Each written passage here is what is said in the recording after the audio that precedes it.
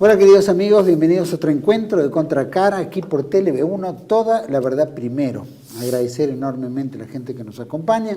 Por supuesto, este va a ser un programa muy especial con un invitado muy especial. Así que quiero agradecer también a todos los que colaboran con TLV1, los que mandan mensajes, las contestaciones a través de las diferentes plataformas. Va todo nuestro agradecimiento. También les recuerdo que debido a la censura que hemos sufrido y que sufre TLV1 permanentemente, estamos subiendo a través de una plataforma que se llama Odisee y de ahí a nuestra página web que figura aquí en pantalla, www.canaltlv1.com. Así que están todos bienvenidos para ver toda la programación desde el 2012 hasta la fecha. También quiero comentarles que ponemos siempre nuestros programas, especialmente este, bajo la protección y advocación de la Virgen de Guadalupe, Reina y Señora, Emperatriz de América, para que, como siempre digo, nos guíe en este mundo tan oscuro, tan difícil, tan complejo, y que necesitamos mucho de la oración, porque las fuerzas del bien, las fuerzas del mal, están enfrentándose. Y nosotros tenemos que bregar por el bien, por la verdad y por la belleza, a través de la oración también y a través de la valentía, que este programa va a tocar mucho el tema de valentía.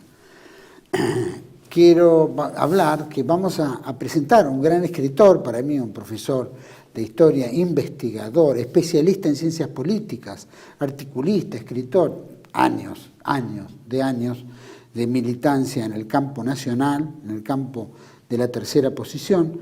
Ha escrito más de 20 libros, ¿no es cierto? Y me gustaría mencionar algunos, por ejemplo, la judaización del cristianismo, que es la ruina de la civilización, los conversos en las Indias, la historia detrás de la leyenda negra, la Buenos Aires ciudad conversa, que habla de la hegemonía criptojudía en el Plata durante la época hispánica, el judaísmo y la masonería, una relación inexistente, queda entre comillas, y la historia ocultada, que es sobre los conversos y la independencia de Hispanoamérica. Para mí es un gusto compartir el programa con el profesor Federico Rivadeneira Carles. Profesor, un placer. Para mí también es un placer, no es una frase de cortesía, sino una realidad, porque esta es una de las pocas voces nacionalistas y católicas del mundo. Perseguida, ¿no es cierto?, le han sacado de YouTube precisamente porque dice la verdad. Claramente se ve, ¿no es cierto?, que la democracia es un monopolio de los medios de difusión, que solamente pueden hablar los demócratas y los marxistas. Claro. Nosotros los nacionalistas y católicos no podemos hablar. Por eso en el siglo XIX en España se decía con razón que la libertad mueve a manos de los liberales. Los que se llenan la boca de libertad, ¿no? Sí, los que son los primeros. La libertad con mayúscula, sí. Que es una forma de esclavitud.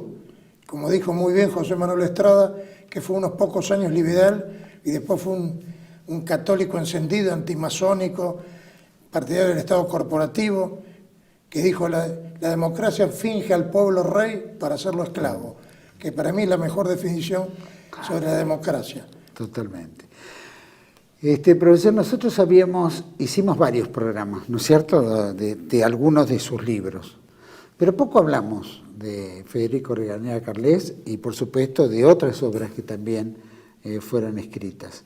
Y me gustaría que nos contara un poquito, en esta primera etapa, cómo surge todo este interés, a qué edad empieza, porque yo lo tengo como una especie de Salvador Borrego, pero entiendo que viene mucho de antes de Salvador Borrego, salvando la distancia de la edad, pero sí en la edad de inicio, ¿no es cierto?, de investigación. Entonces quería que nos contara un poquito qué empieza. ¿Es un tema familiar? ¿Es un tema de interés particular? ¿De militancia? Era otra época también, ¿no? 17 años, 16, 15, 18. Era otra Argentina también, y otra circunstancia mundial. Quisiera que me contara un poquito de dónde surge todo este patriotismo, llamémoslo. La idea nacional y católica la llevo en la sangre, porque mi padre era un dirigente nacionalista destacado, que únicamente por circunstancias de la vida se estableció en Santa Fe. Entonces, no es lo mismo que si hubiera estado en Buenos Aires. Claro. Y mi madre era muy católica, siendo hija de un escocés totalmente cipayo de los ingleses, con respeto para mi abuelo. Ella, sin embargo, admiraba a Mussolini y estuvo a favor de Franco y de la Fuerza Nacional en la Guerra Civil. Entonces, para mí el nacionalismo era algo que yo lo mamé con mi padre. Pero claro, mi padre murió cuando yo tenía 7 años, pero yo de eso no me olvidé. Y entonces, y ya a los 9 años hice una composición, digo una cosa real. Eran otros tiempos. Ahora, desgraciadamente, un niño de 9 años no tiene formación, no por culpa de él, sino por culpa de la enseñanza degradada de estos tiempos. Hice una composición ya a favor de Rosa, e incluso dijeron por la radio local de Esperanza, donde yo vivía, que es una población cercana a Santa Fe, que yo había sido la mejor composición, pero como ponderé a Rosa, no me podían calificar. Sí. Bueno, yo tomé conciencia, sí, a los 14 años, podríamos decir que me inicio la vida política con la caída de Perón. Al principio creyendo que, como hubo la quema de las iglesias, que hay que decir una cosa objetiva, que desgraciadamente, si bien todos los datos apuntan que salió de la masonería, ¿no es cierto?, la gente que la quemó, hay una realidad triste que se ordenó que los bomberos no dejaran que se incendiara. Y después la patraña que Perón quemó la bandera, todas esas estupideces, pero que en ese momento, junto con la implantación del divorcio en la Argentina y los ataques del propio Perón a los sacerdotes. Yo me acuerdo del padre Leyendecker, que se ordenó de sacerdote en Esperanza, él dijo ese curita de apellido difícil. O sea, lamentablemente, no vamos a hacer ahora la historia ni de mi vida ni del peronismo, pero la muerte de Eva Perón tuvo una gran influencia. Bueno, la cuestión y después rodeado de los obsecuentes que por ahí le decían cualquier cosa. Esa muerte de Eva Perón, que fue una consecuencia, fue buena situación, mala. ¿Cuál es la comparación en la que hace? La muerte de Eva Perón era ¿qué? Marcaba... La muerte de Eva Perón significó que un Perón era distinto al otro Perón. Porque no iba a andar en motoneta con las chicas de la UES, claro. Que no es que lo quiere... Es decir, el gorilaje, ¿no es cierto?, los enemigos acérrimos del peronismo por lo positivo que tuvo, no por los defectos. Decían que Perón era un degradado que andaba con Nelly Rivas, que era una estudiante de 13 años. Mentira. Era que Perón, sin Evita, actuaba de otra manera. Claro. Y había perdido la forma más seria que tenía él. Claro. De cualquier manera, yo al principio creí en la Revolución Libertadora. Yo me acuerdo que me acosté ese día que Perón se fue, pensando que la Argentina ahora se ponía de pie. Y después ya en noviembre vino el golpe contra Lonardi, que era una buena persona, enferma, pero que no estaba esclarecido, pero no era una persona llena de odio ni nada.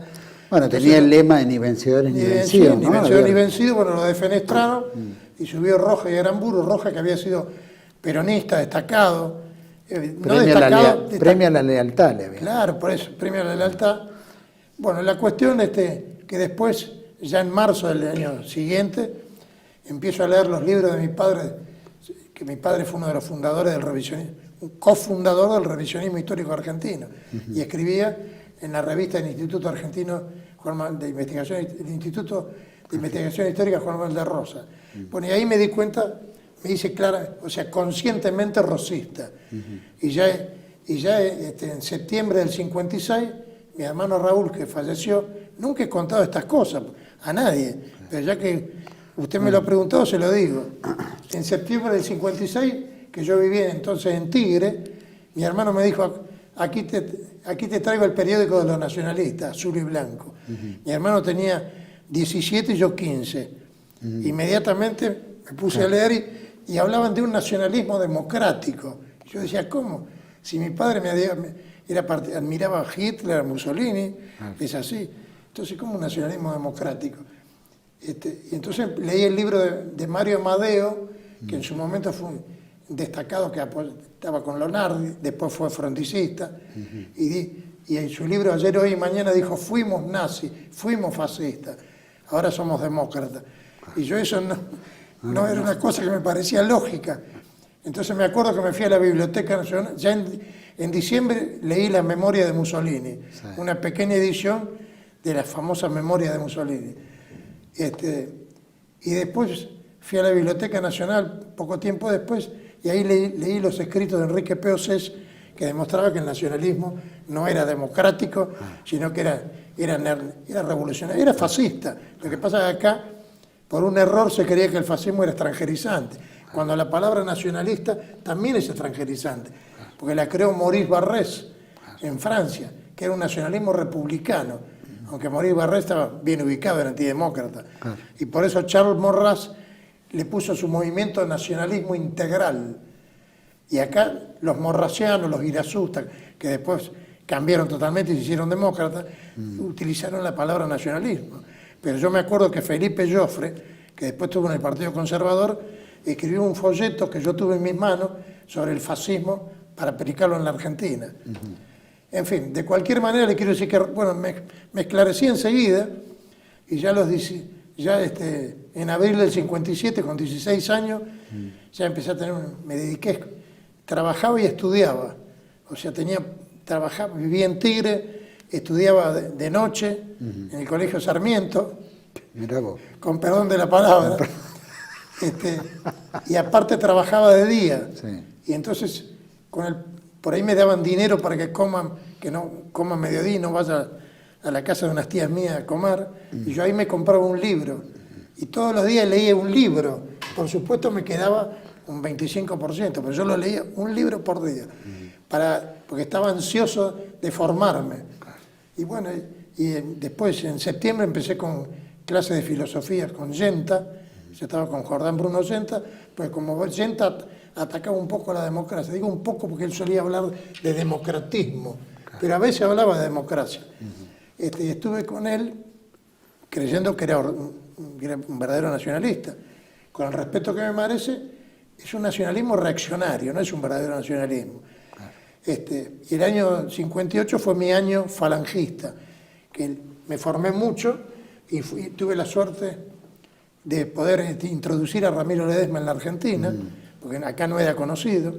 Conseguí en Avenida de Mayo, mejor dicho, en la calle Corrientes, conseguí unos folletos, la carta al comandante Franco, que escribió cuando tenía 26 años y había fundado la conquista del Estado. Y bueno, después de unos años, Trinidad Ledesma Ramos me mandó una obra de Ramiro, Fascismo en España, con signo de pregunta. A mí me dijo que usted ha profundizado en el pensamiento de Ramiro, lo que para mí fue un honor, ¿no es cierto? Y bueno, y después abandoné la posición de Yenta porque me di cuenta que era una buena persona, que había sido marxista, y a mi juicio eso influyó en la posición que adoptó. Porque recuerdo que lo fui a ver, me encontré con él por última vez en abril del 59, cuando yo tenía 18 años, y me dijo que la palabra justicia social era marxista. Digo exactamente lo que me dijo, en la calle Césped, en Colegial. Y yo le dije que con el respeto que me debía, que se estaba olvidando de la justicia distributiva de Santo Tomás de Aquino, claro, y de la filosofía y de la doctrina católica. ¿Cómo justicia social? La justicia social es un acto de caridad. La justicia social, en cambio, es el ordenamiento adecuado, correcto de la sociedad. Bueno, y entonces lo dejé a Yenta. Lo que pasa es que yo siempre fui un verdadero nacionalista. Claro. Palabra que ya no uso, porque ahora está el nacionalismo, claro, ahora es reaccionario. Claro, el año es 60, separatismo. El año 60, Abelardo Ramos, que era trotskista, sacó una revista que le llamaba Nacionalismo Marxista. Entonces, los montoneros se llamaban nacionalistas revolucionarios. Claro. Está todo deformado. En cambio, yo, si me preguntan qué es, yo soy fascista, punto. Claro. No fascista italiano. El fascismo como fenómeno universal. Claro. Las ideas que siempre he sostenido, ¿no es cierto? Pese a que no, esto me van a atacar como si fuera un monstruo, pero se puede decir, soy comunista, como lo invitan a del Caño, y le dicen, ¿qué tal, Nico? ¿Cómo estás? Como si fuera, y el tipo es bolchevique. En cambio nosotros somos los enemigos de la civilización, cuando somos sus defensores. Y en la Biblioteca Nacional hace 2 años hubo una jornada, a fin del 59, a fines del 2019 sobre la Unión Soviética. En fin, de cualquier manera, me formé mucho, yo vivía militando, pese a todo, siempre vivía militando y luchando por nuestros ideales. ¿Había algún grupo militante en su momento? ¿Había algo tipo bueno, Tacuara? Bueno, yo en el partido, estoy hablando, nunca hablé de mi vida, pero ya que usted me lo pregunta, se lo digo. El Partido Azul y Blanco, que era un partido que tenía ese periódico, que estaba Sánchez Orondo, Goyeneche, que aparecía poco, Ricardo Curuchet, Raúl Puigbó, pero que estaban todos de vuelta. O sea, pero en realidad Sánchez Orondo nunca fue un verdadero fascista, o sea, un verdadero nacionalista. No era como Alianza. Alianza fue un movimiento nacionalista verdadero.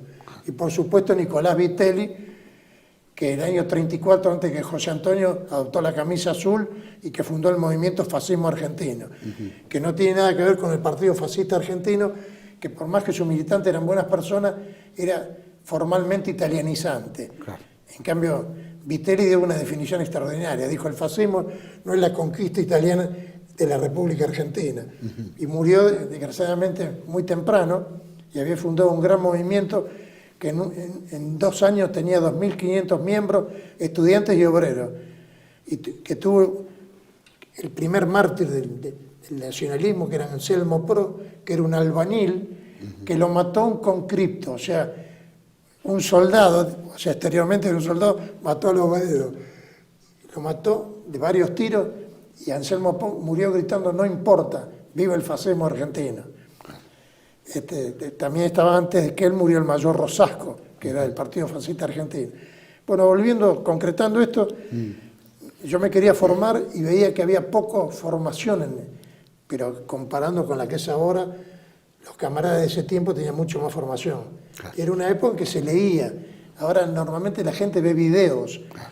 Entonces, ve videos y ve demasiada televisión y aparte hay una idiotización general con el celular, que en vez de un teléfono se transformó en una especie de adoración. Claro, un brazo extra del hombre, ¿no? Es una extensión. Claro, es así. Más que un brazo extra, le diría que es una cosa que lo ha idiotizado totalmente. Bueno, con respecto... ¿Y eso motivó...? Bueno, yo fundé en el Partido Azul y Blanco, creé un periódico que lo publicamos en stencil, que se llamaba El Garrote, órgano de la Juventud Nacionalista. Sí.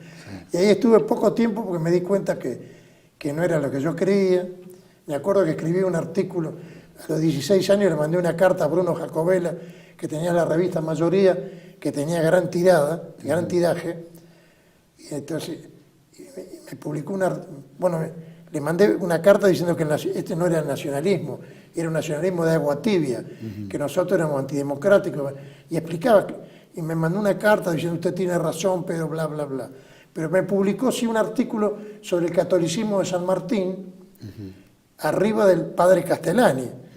Y dijo, desde Martínez nos escribe don Federico Rivadeneira Carles, habrá pensado que era una persona mayor. Claro. Yo tenía 16 años, lo que pasa es que era un hombre y estaba bien formado. Ahora no pensaría lo mismo, porque Castellani dijo que San Martín era un católico frío y que eran cuestiones formales de decir que la Virgen era patrona de los ejércitos. Tenía razón. De cualquier manera, entrando en materia, porque estamos hablando demasiado de mi persona, sí, fundé y no tuvo mayor fundé un partido nacionalista argentino en el año 58, después fundé, cuando se reconquistó Malvinas, el año 66, cuando se hizo el operativo de reconquista de Malvinas, ahí hice un comunicado en nombre de Milicia de Ofensiva Nacionalista, criticando a Onganía, que estaba en el poder, que yo dije, mientras Onganía juega al polo con el representante, con el príncipe Felipe, representante de los invasores, yo defendía a los que habían ocupado, entre ellos Dardo Cabo, que dirigió el operativo. Lamentablemente terminó mal, pero eso fue un hecho glorioso. Volviendo... Secuestraron un avión de aerolínea, se fueron directo a Puerto Argentino. Exactamente. ¿Cierto? Que tenía, creo que no tenía ni siquiera una pista formal. Claro. En Pero la verdad que fue un hecho heroico. Heroico, sí. Un hecho heroico. Hablando de Malvinas, aunque tenemos que hablar de otros temas, Sí. que incluso en el campo nuestro no se suele tomar en cuenta lo que dijo el contraalmirante Busser, que escribió un artículo en la prensa después en la época de Alfonsín, diciendo que como los ingleses se basan en la teoría de la posesión para estar en Malvinas, el hecho fundamental de Malvinas es que le interrumpió la posesión. En cambio ahora recién tienen 39 años de posesión pacífica, entre comillas. Eso es una cosa que eso es algo que se debe a las Fuerzas Armadas, no hay nada que hacer. Desgraciadamente después vinieron los traidores, ¿no es cierto? Pero incluso ahora se degrada el 2 de abril diciendo que es el Día del Veterano de Guerra, cuando es el Día de la Reconquista de Malvinas. Lo más importante. Claro. Y aparte se hace no se quiere ponderar a los oficiales superiores, oficiales jefes que dirigieron el operativo. Se hace una demagogia marxista contra los veteranos. Por suerte la mayoría de los veteranos están muy bien ubicados y saben bien que sin el capitán Giachino, que dio su vida y que nadie se acuerda de él, ¿no es cierto?, que combatieron excelentemente. Desgraciadamente no hablo en general del ejército argentino, que no estuvo a la altura del acontecimiento, y a la Marina, que en vez de haberse estacionado en Puerto Argentino no apareció. Si se hubiera atrincherado en Puerto Argentino, los ingleses no lo podían tomar, hubieran sido derrotados. Pero realmente fue un hecho glorioso. Solamente con el buque General Belgrano, que tenía un alcance enorme, hubiera evitado que se asentara pero alguien la nos Marina alguien nos salvó el honor. Son los pilotos de la Fuerza Aérea y de la Fuerza Naval. Y yo analicé por qué ellos fueron los héroes y actuaron de una manera distinta a los militares que no eran pilotos de combate y a los marinos. Porque se puede ser un borracho, no estoy diciendo que los militares son borrachos, quiero decir que se puede ser un burgués, una persona indiferente a todo, y ser un coronel del ejército que está en un regimiento. Y se puede ser un marino que está en alta mar, pero no se puede ser un piloto de combate si se es un burgués, porque se entrenaban 2 veces por semana antes de Malvinas con riesgo de su vida. Y por eso Pierre Klosterman, el héroe de la aviación francesa, que vino a la Argentina, dijo la mejor definición del papel de la Fuerza Aérea y de la Fuerza Naval, de la Fuerza Aérea Naval. Dijo, vosotros sois los vencedores de una guerra perdida. Y es así. Le dimos una lección al mundo. Actuamos mejor que la Luftwaffe y sé muy bien lo que estoy diciendo. La Luftwaffe hizo páginas de gloria, pero la forma heroica, rasante que actuó los pilotos de caza argentinos no tiene antecedentes. Cambió incluso la guerra aérea. O sea, en fin, de cualquier manera, volviendo un poco al tema porque si no se va a prolongar demasiado la entrevista, con respecto a mis libros escritos... ¿Cuál fue el primer libro? Bueno, mi primer libro, que lamentablemente hace años que se agotó, que lo escribí es decir, lo publiqué, porque lo venía redactando con anterioridad, lo publiqué en marzo del 73, en la editorial de Palma Hermanos, de Palma Hijo, en la colección La Bastilla, que se llamó Los partidos políticos, representantes del pueblo de la burguesía, entendiendo por oligarquía. Ese fue el primer tratado crítico en el mundo del sistema de partidos, porque hubo crítica de los grandes pensadores, de Morral, pero yo hice una crítica integral, basándome, por supuesto, en los maestros y aparte agregando observaciones mías. Hasta el extremo que me lo pidió, en la época comunista, me lo pidió un profesor checoslovaco, que pidió que se lo mandara, escribió el editorial. Y aparte de ahí hago una crítica no solamente del sistema de partidos, sino del sistema democrático. Obra que me gustaría reeditar porque se hizo 4 ediciones, la última en el año 79 y está totalmente agotado. Y después me he dedicado a temas que lo deberían haber hecho otras personas. Por ejemplo, en mi libro, mi obra más importante es La judaización del cristianismo y la ruina de la civilización, que lleva por título la heterodoxia cristiana desde la antigüedad hasta nuestros días. tuve que hacer una obra que la tenían que haber hecho sacerdotes católicos, teólogos, no lo hicieron. Porque todo esto viene a cuenta, es decir, se produce por el Vaticano II, que significa la ocupación de la Iglesia por sus enemigos. Y entonces, por ejemplo, sectores católicos como la Fraternidad hacen hincapié en que la misa ha dejado de ser católica. Pero ese es un aspecto, soy bien consciente de lo que voy a decir, aunque es importante, es un aspecto secundario, porque lo que significó el Vaticano II es la judaización total de la Iglesia católica. O sea, la llamada misa actual es un memorial judaico. Y yo no lo digo porque sí.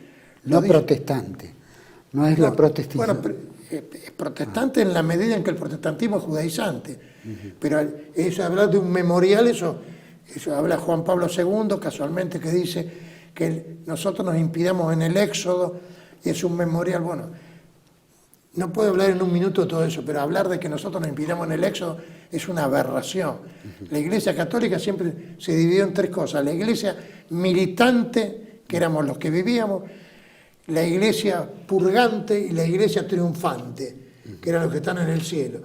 Y ahora empezó con la Iglesia caminante, y lo dijo Juan Pablo II en varias encíclicas: nosotros caminamos, nosotros no caminamos nada. ¿Se da cuenta? La Iglesia posconciliar habla de que Cristo va a venir a completar su obra de resurrección. No, para nada. Cristo vendrá a juzgar a los vivos y a los muertos. Pero ya la resurrección la hizo en la cruz. ¿Se da cuenta? O sea, aparte, mire, es tan grave todo esto, ¿no es cierto? Todo esto, para resumirlo en una palabra. Por ejemplo, Lutero, que fue la primera herejía judaizante de importancia universal, dijo que se tenía que basar, ¿no es cierto?, en una de sus tres consignas fue la sola escritura. O sea, rechazar el magisterio de la Iglesia y de la tradición como falsos agregados y deformación de la escritura. Pero resulta que Lutero reemplazó, como yo dije en mi libro, el magisterio de la Iglesia por el magisterio de los rabinos.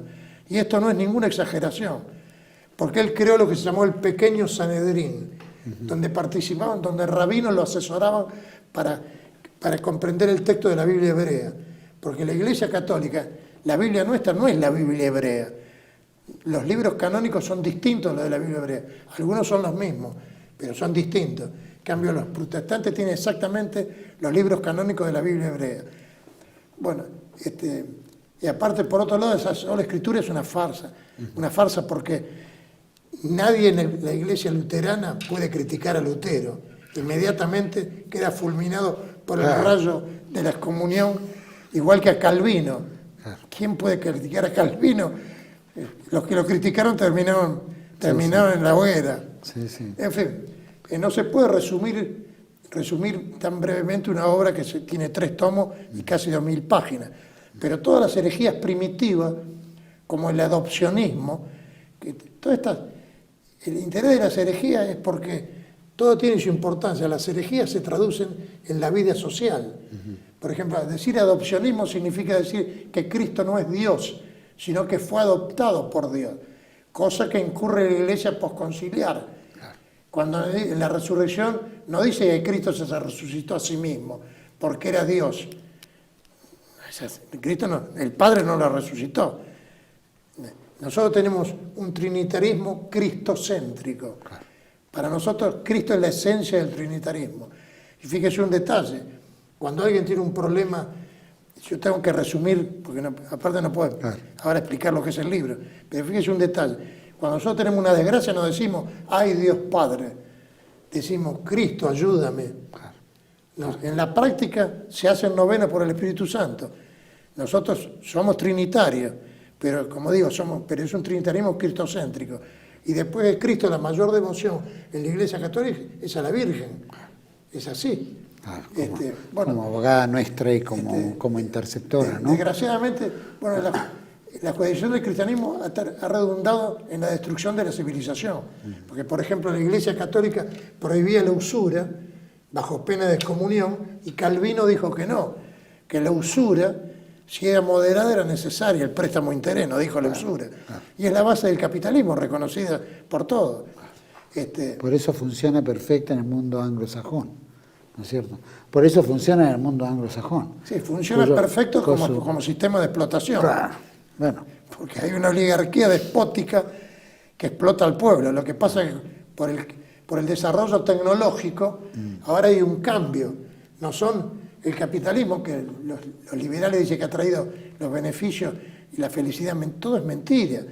El capitalismo trajo la esclavización de los trabajadores, destruyó el artesanado, entonces no podían competir los artesanos que hacían, supongamos, 3 camisas por día, con la manufactura industrial que hacían 5.000 en un día en esa época. Entonces vendieron sus herramientas, y una forma de decir, la dejaron y se hicieron proletarios. Pero cuando ese trabajador, que antes era un artesano, que aprendía su oficio en la casa del maestro, que tenían gremios, que tenían leyes que ni los reyes podían cambiar, y que el precio era el precio justo, que era el costo de producción y lo que necesitaba para vivir. En cambio, ahora es una economía de lucro. La gente fabrica autos o casa o pan, no para que la gente se abrigue o coma pan, sino para ganar dinero. Entonces le quiero decir que cuando ese obrero no podía trabajar porque estaba enfermo, tenían que ir los hijos menores, de 12 años, de 11, a trabajar. Y el capataz podía azotar a los hijos y al trabajador. Y ahora por el cambio tecnológico, sobre todo después de la Segunda Guerra Mundial, se dieron cuenta que no es necesario tenerlos en estado de rebelión constante. Ahora tienen esclavos contentos, esclavos satisfechos. Porque además la justicia social no consiste solamente en un buen salario, consiste en una sociedad ordenada. En Estados Unidos, que hay una situación económica de los trabajadores mejor que la de muchos países, sin embargo hay millones de parados. Las últimas estadísticas hablaban de 7 millones.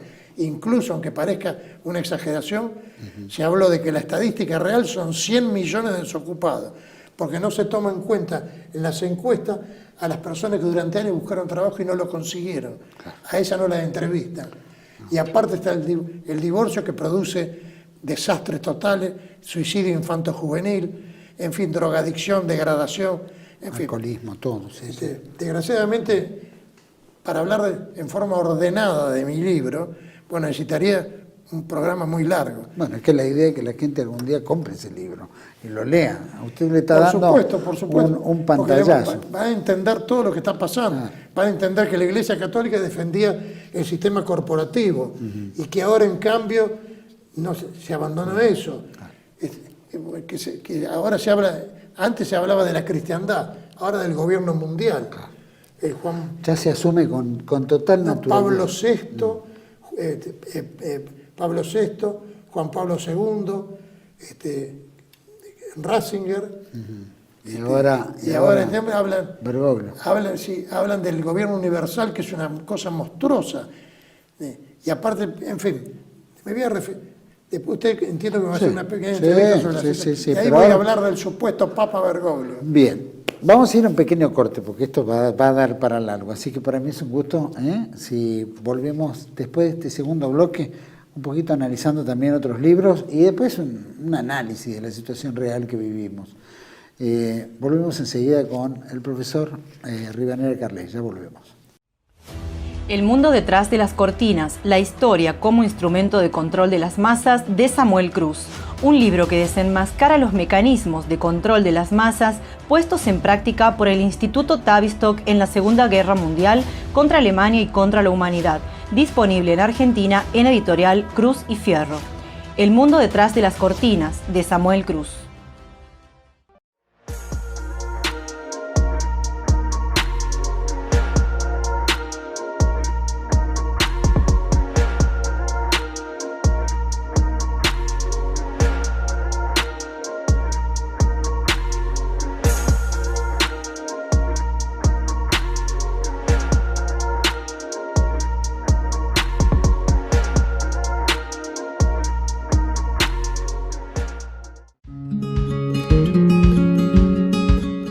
Residencia de Los Ángeles es un hogar para adultos mayores habilitado en la ciudad de Buenos Aires, cuyo objetivo es la atención y cuidado de pacientes de la tercera edad.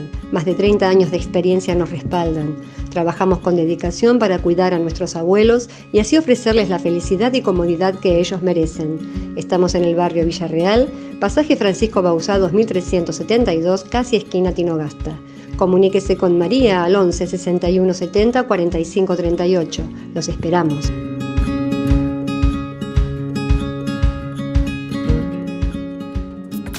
Bienvenidos a CEPA, Centro de Estudios del Pensamiento Americano. Nuevo sitio web de cursos de formación en política, filosofía, historia, literatura, geopolítica, religión, psicología y más. Cursos de formación que reflejan el verdadero pensamiento americano. Lo invitamos a elegir el curso de su agrado ingresando en www.cepa.la.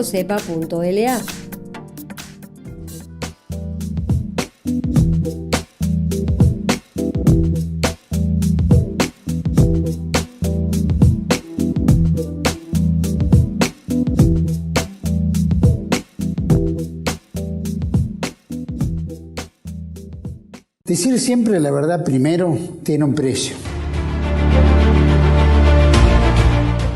Pero todos los días, en cada programa, en cada reportaje, en cada esclarecimiento, descubrimos que decir la verdad vale la pena. Decir siempre la verdad tiene un precio.